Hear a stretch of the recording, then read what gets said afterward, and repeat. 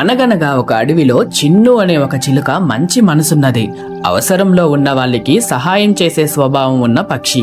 అలాగే బన్ను అనే కాకి చిన్నుకి స్నేహితుడే అయినా అతని మనసులో లోభం దాగి ఉండేది. చిన్ను చిలుకని ఎప్పటికైనా మోసం చేయాలని అవకాశం కోసం ఎదురు చూసేవాడు.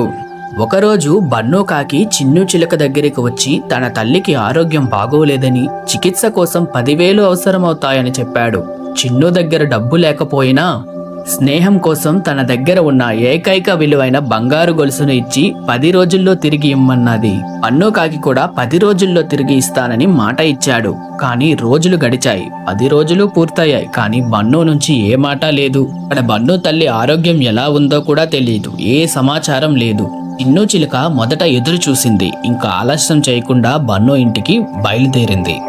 చిన్ను చిలుక మెల్లగా అడిగింది, నీ తల్లి ఇప్పుడు బాగానే ఉందా? బన్ను కాకి చిరాకుతో చాలా రూడ్గా అన్నాడు. ఆమె పూర్తిగా బాగుంది. ఎందుకు అడుగుతున్నావు?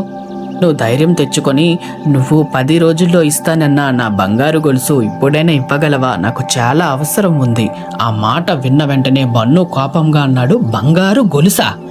ఏ గొలుసు? నువ్వు నాకెప్పుడు ఇవ్వలేదు గొలుసు. ఆ మాటలు చిన్ను మనసును చీల్చేశాయి.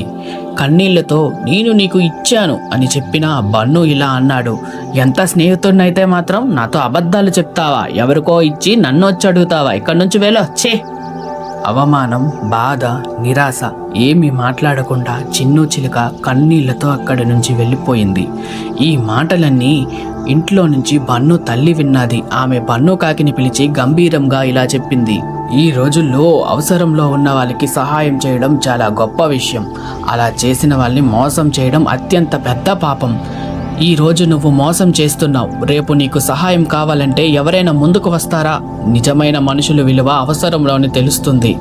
మర్యాదగా వెళ్ళి బంగారు గొలుసును చిన్ను చిలుకకి ఇచ్చి క్షమాపణలు చెప్పిరా అన్నది. ఆ మాటలు బన్ను కాకి హృదయాన్ని బలంగా తాకాయి. తను చేసిన తప్పు ఇప్పుడే అర్థమైంది. వెంటనే ఆ బంగారు గొలుసు తీసుకుని చిన్ను చిలుక ఇంటికి వెళ్ళాడు. కన్నీళ్లతో, చిన్ను నన్ను క్షమించు, లోభం నన్ను అంధుణ్ణి చేసింది అని చెప్పి ఆ గొలుసును తిరిగి ఇచ్చాడు. చిన్ను చిలుక చిరునవ్వుతో ఇలా చెప్పింది, ఈ తప్పు నీకు అర్థమైతే చాలు. అలా ఆ రోజు నుంచి బన్ను కాకి మారిపోయాడు. లోభం కాదు, మానవత్వమే ముఖ్యమని నేర్చుకున్నాడు. మళ్ళీ వాళ్ళిద్దరూ నిజమైన స్నేహితులుగా జీవించారు. ఈ కథలోని నీతి ఏమిటంటే అవసరంలో సహాయం చేసిన వారిని మోసం చేయకండి. నిజాయితీ, మానవత్వం చివరకు తప్పకుండా గెలుస్తాయి. ఈ కథ మీకు నచ్చినట్లయితే లైక్ చేయండి, షేర్ చేయండి. మా జీజే తెలుగు స్టోరీస్ ఛానల్ని సబ్స్క్రైబ్ చేయండి. మళ్ళీ మంచి కథతో కలుద్దాం. అంతవరకు బాయ్.